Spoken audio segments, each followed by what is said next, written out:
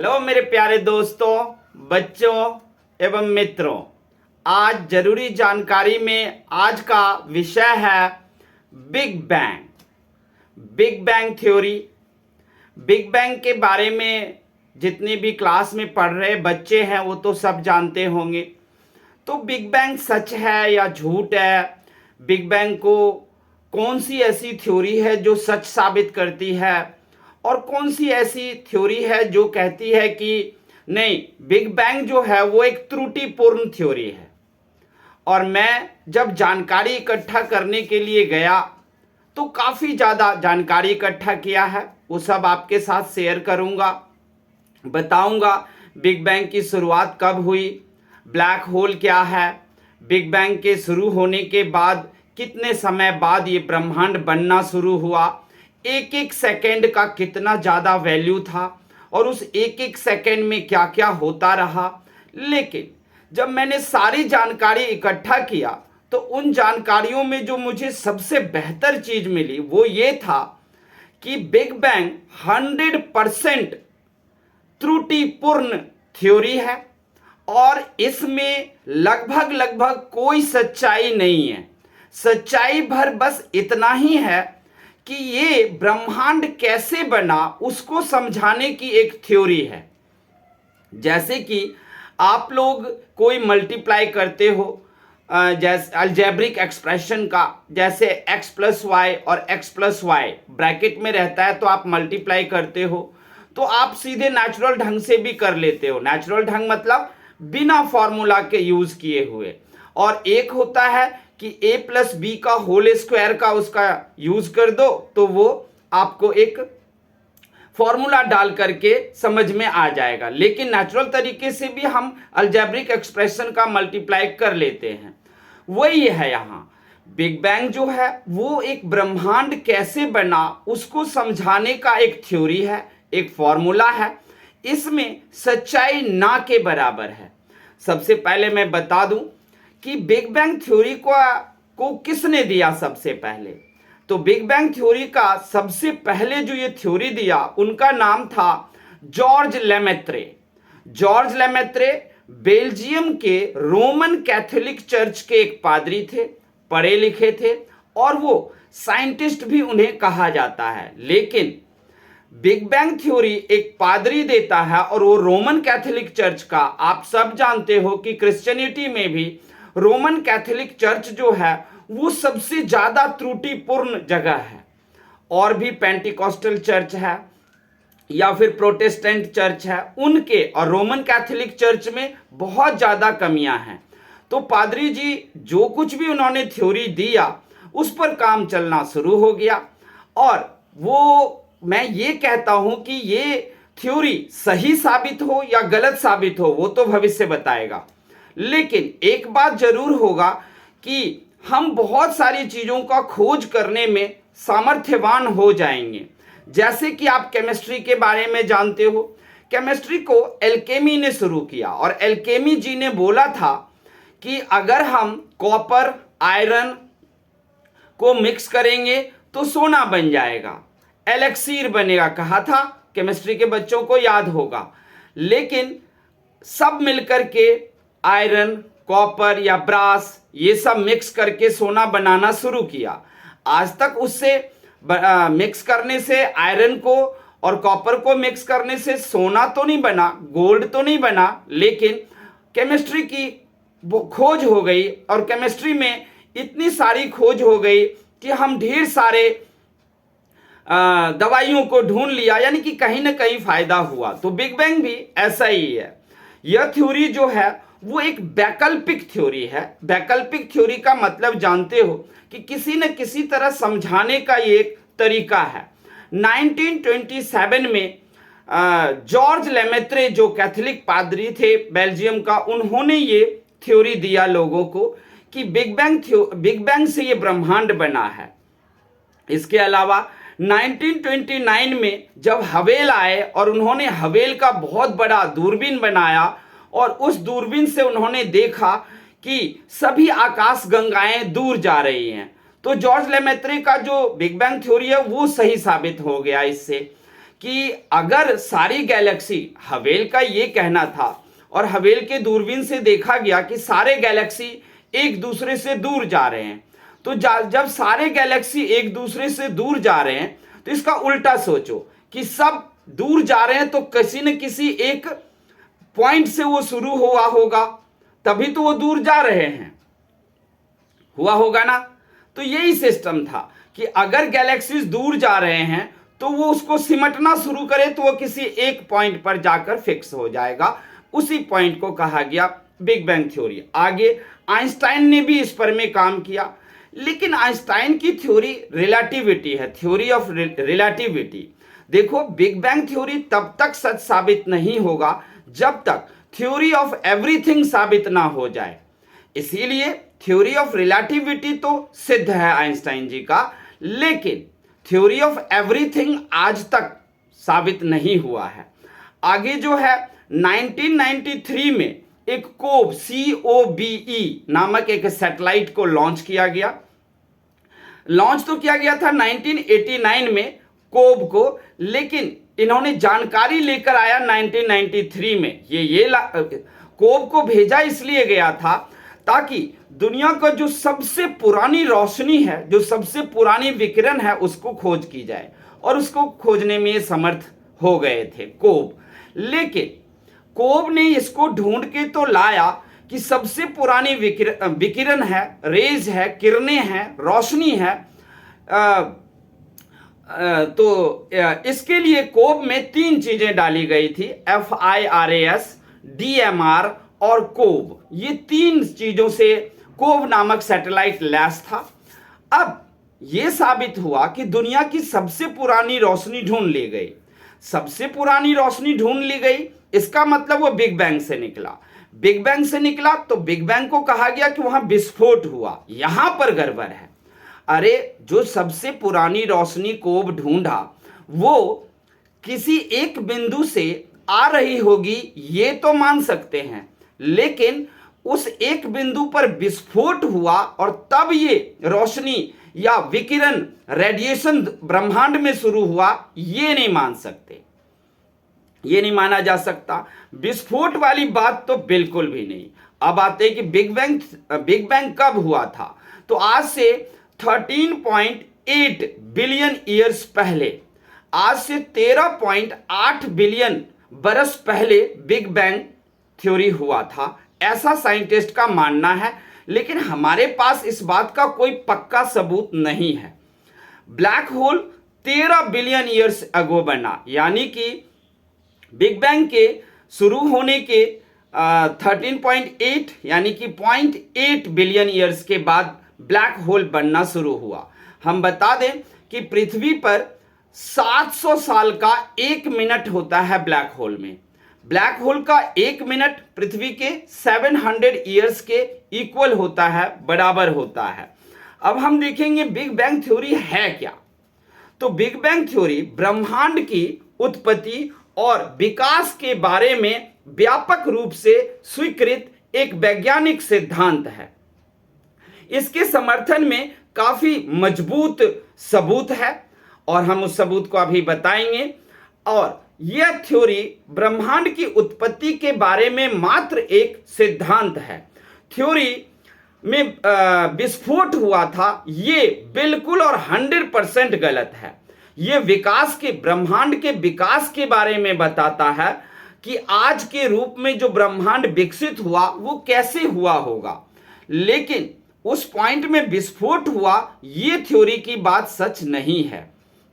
और देखना, एक दिन जो है ये बिग बैंग थ्योरी बिल्कुल गलत हो जाएगा। शुरुआती दौर में ये आया कि बिग बैंग थ्योरी देने का मतलब है कि भगवान ने कुछ नहीं किया, ईश्वर गॉड कुछ नहीं है। और अगर बिग बैंग थ्योरी भविष्य में साबित भी हो जाती है तो भी यही बात आएगा कि भगवान का पत्ता साफ। लेकिन अब जब धीरे धीरे बिग बैंग थ्योरी का सही और गलत नतीजों का पता चलता है तो उससे आपको मालूम पड़ेगा कि नहीं, बिग बैंग थ्योरी कभी साबित होगा ही नहीं कि यही सच था। और अगर सच साबित हुआ तो सच में भगवान और ईश्वर का पत्ता साफ हो जाएगा। अब आपको बताते हैं बिग बैंग थ्योरी के समर्थन में कौन कौन से सबूत हैं। पहला सबूत है कोब गया और दुनिया की सबसे पुरानी रोशनी ढूंढ कर लाया। 1989 में लॉन्च किया, 1993 में ये दुनिया की सबसे पुरानी रोशनी को ढूंढ कर लाया, जिसे कहा जाता है CMB यानी कि कॉस्मिक माइक्रोवेव बैकग्राउंड। यह ब्रह्मांड में मौजूद एक प्रकार की विकिरण है जो बिग बैंग के गूंज से उत्पन्न हुआ, ना कि विस्फोट से उत्पन्न हुआ। इसके अलावा इसके समर्थन में है कि तत्वों की मात्रा ब्रह्मांड में हाइड्रोजन और हीलियम की जो मात्रा है वो बिग बैंग थ्योरी के द्वारा की गई भविष्यवाणी का बिल्कुल करीब है। लेकिन याद रखना, करीब है। साइंस हमारा कोई चीज करीब पे नहीं चलता, हर चीज प्रोपोर्शनेट पे चलता है। आप पानी को ही ले लो, पानी का फॉर्मूला है H2O, तो H2O में क्या होता है 1:8 में हाइड्रोजन और ऑक्सीजन मिक्स है। यहां बिल्कुल प्रोपोर्शनेट होता है, फिक्स होता है, डेफिनिट होता है। करीब है तो करीब हीलियम और हाइड्रोजन की मात्रा ब्रह्मांड में साइंटिस्ट के द्वारा आंका गया और जो कोब ने लाया उसके द्वारा आंका गया, बराबर है। लेकिन ये बराबर तो है लेकिन करीब है। करीब का मतलब सच तब तो ये थ्योरी नहीं है। इसके अलावा फैलने का सबूत जो हवेल के दूरबीन ने दिखाया कि सारे गैलेक्सीज जो है वो एक दूसरे से दूर जा रहे हैं और ब्रह्मांड डेली फैलता ही जा रहा है। तो ये एक सबूत है कि अगर कोई चीज फैल रहा है तो इसका अगर हम उल्टा सोचें तो वो सिकुड़ कर एक पॉइंट पर पहुंच जाएगा, एक बिंदु पर पहुंच जाएगा और उस बिंदु पर पहुंचने के बाद हम सीधा कह सकते हैं कि इसी बिंदु से ब्रह्मांड शुरू हुआ। लेकिन उस ब्रह्मांड की शुरुआत उस पॉइंट में विस्फोट के कारण हुआ, इसे मानना बिल्कुल मुश्किल लग रहा है। अब बिग बैंग थ्योरी के विरोध में कौन कौन सी बातें हैं, कौन कौन सा सबूत है, वो भी आप सुन लीजिए।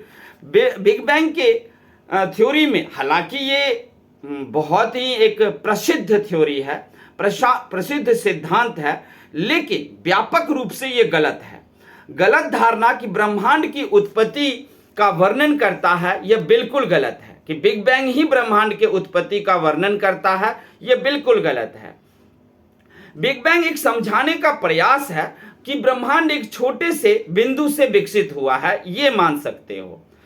इसके अलावा अभी तक लाए गए जितने भी सबूत हैं वो बिग बैंग थ्योरी को सिद्ध करने के लिए काफी नहीं है। इसके अलावा बिग बैंग थ्योरी गलत तब साबित होता है जब थर्मोडायनामिक के जो 3 रूल हैं उनका पहले रूल पर में बिग बैंग थ्योरी खरा नहीं उतरता है। थर्मोडायनामिक्स 11 के केमिस्ट्री के बच्चे पढ़े होंगे, उसमें देखा होगा थर्मोडायनामिक का जो पहला रूल है कि energy can not be created and can not be destroy, ये मास ऑफ कंजर्वेशन भी है। तो मेरे ये कहने का मतलब, और लॉ ऑफ कंजर्वेशन भी है, तो एनर्जी ना तो क्रिएट होगा और ना ही डिस्ट्रॉय होगा। तो एनर्जी एक बिंदु पर विस्फोट होने से ये शुरू कैसे हो गया, ये यहां पर में बात आ जाती है। तो थर्मोडायनामिक का जो पहला रूल है वो रूल गलत साबित हो रहा है। इसी कारण से इस बिग बैंग थ्योरी भी गलत है और इसको सही नहीं माना जा सकता है बिग बैंग थ्योरी को।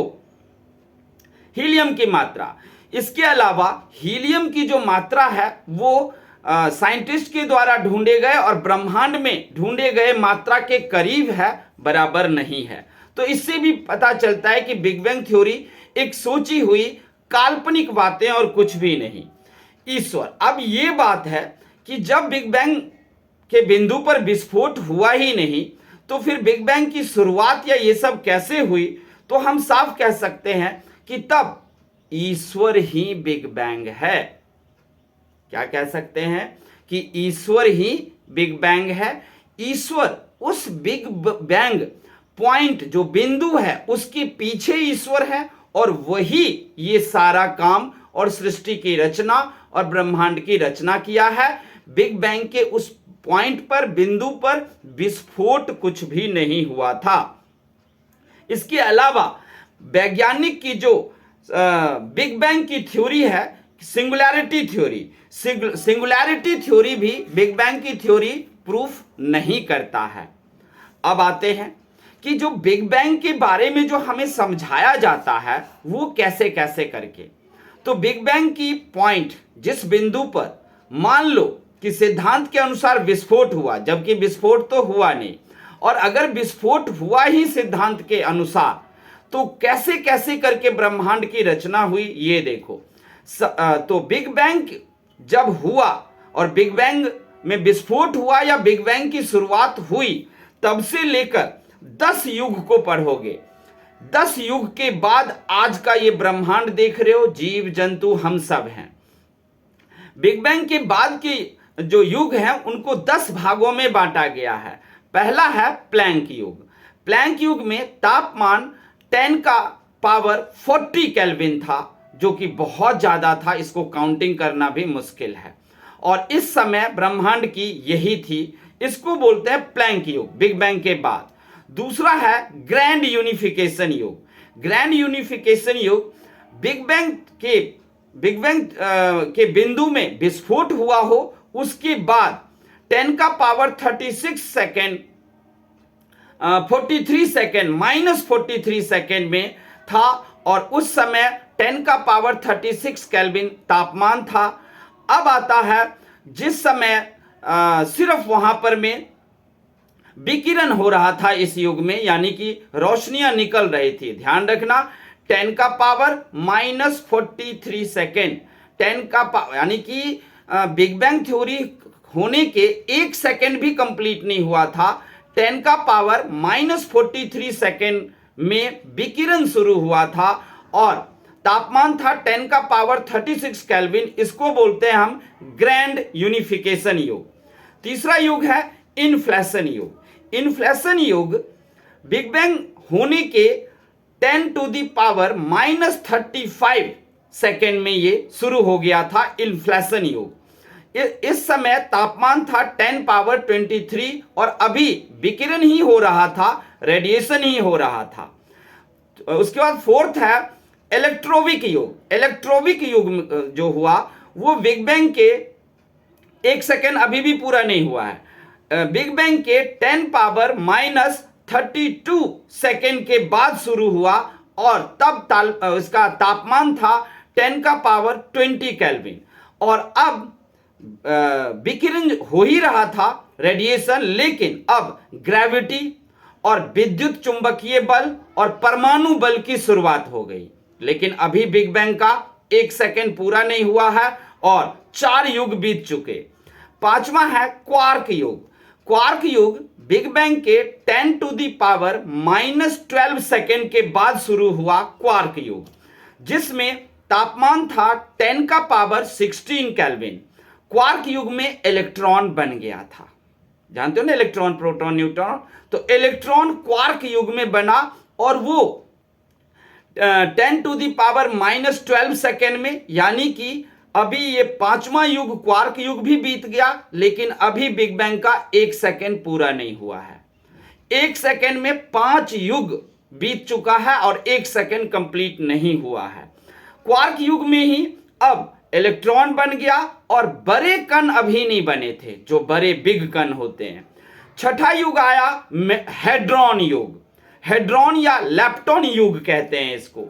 ये 10 टू द पावर -6 सेकेंड के बाद शुरू हुआ और तापमान था 10 टू द पावर 10 के। ब्रह्मांड इस वक्त आकर 1 किलोमीटर का ब्रह्मांड बन गया था, 1 किलोमीटर का, और प्रोटॉन और न्यूट्रॉन का भी निर्माण हो गया, बड़े कण बन गए। अब आप जानते हो कि इलेक्ट्रॉन आया तो बड़े कण नहीं बनाएगा, लेकिन जब प्रोटॉन और न्यूट्रॉन भी आ गया तो तीनों मिलकर बड़ा कण बना लिया। और ये सब कौन कर रहे थे पता नहीं, बिग बैंग के विस्फोट से या भगवान कर रहे थे, ईश्वर कर रहे थे, पता नहीं। बाइबल कहते हैं बाइबल धर्म ग्रंथ में कि ये सब कुछ भगवान कर रहे थे, और ऐसा ही हमारे हिंदू धर्म ग्रंथ में भी मिलता है पढ़ने को। अब 6 युग बीत चुका है यहां पर, यानी कि हेड्रॉन और लेप्टॉन युग भी बीत गया, लेकिन अभी बिग बैंग का होने के बाद 1 सेकेंड भी पूरा नहीं हुआ, यानी कि 1 सेकेंड के से भी कम टाइम में 6 युग बीत चुका है। 7वां युग आया न्यूक्लियो सिंथेसिस युग। न्यूक्लियो सिंथेसिस युग में आकर अब 1 सेकेंड कंप्लीट हो गया। 6 युग 1 सेकेंड से कम में पूरा हुआ था। 7वां युग जब शुरू हुआ न्यूक्लियो सिंथेसिस युग, तब 1 सेकेंड पूरा हो गया। तब तापमान था 10⁹ के, और इस समय तक 1 सेकेंड के बाद ब्रह्मांड 100 अरब किलोमीटर का बन चुका था, और पहला तत्व हाइड्रोजन का भी निर्माण हो गया। हाइड्रोजन अस्तित्व में आ गया, और अब विकिरण काल समाप्त हो गया। अब विकिरण खत्म, रेडिएशन खत्म। 8वां युग है परमाणु युग। ये परमाणु युग जो है वो बिग बैंग के होने के 50,000 साल बाद शुरू हुआ। तब 3000 केल्विन तापमान रह गया, ब्रह्मांड ठंडा भी हो गया, इलेक्ट्रॉन में न्यूक्लियस भी आ गया, न्यूक्लियस जुड़ने लगा, और सेकंड दूसरा तत्व हाइड्रोजन भी अस्तित्व में आ गया। उसके बाद है 9वां युग। 9th युग में आया गैलेक्टिव युग। गैलेक्टिव युग आज से 200 मिलियन बरस पहले शुरू हुआ, और हाइड्रोजन और हीलियम दोनों ने मिलकर बादल भी बनाने लगा। और उसके बाद 10वां युग है स्टेलर युग। स्टेलर युग आज से 3 अरब साल पहले शुरू हुआ, और हाइड्रोजन, हीलियम, नाइट्रोजन और आयरन यानी कि Fe और Au गोल्ड, इसका भी निर्माण हो गया, और ये भी अस्तित्व में आ गया। और धीरे धीरे अब उपग्रह भी बनने शुरू हो गए थे, और स्टेलर युग में आकर यानी कि 3 अरब बरस पहले जीवों का निर्माण शुरू हो गया, जीव भी बनने लगा। ये था आपको बिग बैंग होने के बाद की कहानी, जो पूरा कंप्लीट हुआ। अब बिग बैंग जो सच होगा तो सच तभी होगा जब मैंने आपको कहा कि थ्योरी ऑफ एवरीथिंग प्रूफ हो जाए तब, क्योंकि साइंस प्रोपोर्शनेट सर्टेनिटी पे चलता है, करीब करीब वाली बात पे नहीं चलता। आइंस्टाइन की थ्योरी है रिलेटिविटी, ब्रह्मांड के बड़े कणों का ही वो अध्ययन करता है, छोटे कण नहीं। क्वांटम सिद्धांत है, तो क्वांटम सिद्धांत ब्रह्मांड के जो बड़े कण हैं उनके बिहेवियर, उनके व्यवहार का अध्ययन करता है, ना कि छोटे कण का, किसी चीज का कि ये कण कैसे बना। तो आइंस्टाइन की थ्योरी ऑफ रिलेटिविटी हर एक वस्तु के बीच में क्या संबंध है उसको बताता है, ये नहीं बताता है कि रिलेटिविटी ये साबित कर दे कि बिग बैंग से ये ब्रह्मांड बना। तो मैं यही कहूंगा कि कार्य जो है प्रगति पर है। भले ही हम बिग बैंग थ्योरी को साबित भविष्य में कर पाए या ना कर पाए, वो अलग बात है। अगर साबित हो गया तो भगवान नाम की कोई चीज नहीं होता, वो साबित हो जाएगा। लेकिन बिग बैंग थ्योरी के पक्ष में और विपक्ष में दोनों ही तरफ मजबूत थ्योरी है, मजबूत कारण है। पक्ष में भी है कि इस कारण बिग बैंग से ही हुआ होगा, लेकिन ये सब एक सैटेलाइट के द्वारा लाई गई खोज है, साइंटिस्ट के द्वारा बनाया गया एक फॉर्मूला है, और कुछ भी ये नहीं है। तो इसी थ्योरी को आप लोग भी आगे बढ़ाओ, सोचो और जानकारी इकट्ठा करो, एक्सपेरिमेंट करो, और ये तय करो कि थ्योरी ऑफ जो बिग बैंग है वो सही है कि नहीं।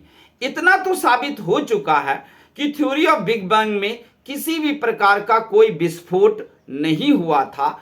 ये ऑटोमेटिक जो है वो एक बिंदु से जरूर शुरू हुआ होगा, उस बिंदु से सारे रेडिएशन हुआ और पूरे ब्रह्मांड बने। उस बिंदु के पीछे से कौन है? भगवान है, ईश्वर है, जो ये इस विकिरण को शुरू किए, या फिर उन सब की विकिरण को शुरू किए भगवान ने या ब्रह्मांड ने, ब्रह्मांड बनाया। इन सब का हम अभी नहीं, देखो पिछली पीढ़ी ने कुछ ढूंढा, इस पीढ़ी ने ढूंढा, फिर अगली पीढ़ी भी कुछ ढूंढेगा, ऐसे ऐसे करके हम खोज पर खोज करते जाएंगे और जानकारी से जानकारी जुड़ता जाएगा और फिर एक दिन ये होगा कि बिग बैंग थ्योरी है कि नहीं। फिर लास्ट में बता दूं, बिग बैंग थ्योरी 100% एक त्रुटिपूर्ण थ्योरी है। ये वैज्ञानिक रूप से माना गया व्यापक सिद्धांत है जिससे कि ब्रह्मांड कैसे बना उसे समझाया जा सकता है एक फॉर्मूले की तरह, लेकिन बिग बैंग विस्फोट से शुरू हुआ ये समझाया नहीं जा सकता, ये तो गलत साबित हो गया है। किसी बिंदु से शुरू हुआ ब्रह्मांड वो ऐसे साबित होता है कि सारे गैलेक्सीज दूर जा रहे हैं, तो एक बिंदु से शुरू हुआ ये बात सच हो सकता है, लेकिन ये भी हो सकता है कि ये ब्रह्मांड यूं ही पहले से ही इतनी बड़ी बनी हो और पहले से ही हो, लेकिन गैलेक्सी फैलते जा रहे हैं, फिर यहां पर आकर खोज करना जरूरी हो जाता है कि सही क्या है। तो चलिए और आगे हम खोज करते रहेंगे और जानकारी लोगों तक पहुंचता रहेगा। तो आपको हमारी ये जानकारी कैसी लगी जरूर आप हमें बताना कमेंट करके। अच्छा लगे तो चैनल को लाइक कर देना। थैंक यू, धन्यवाद।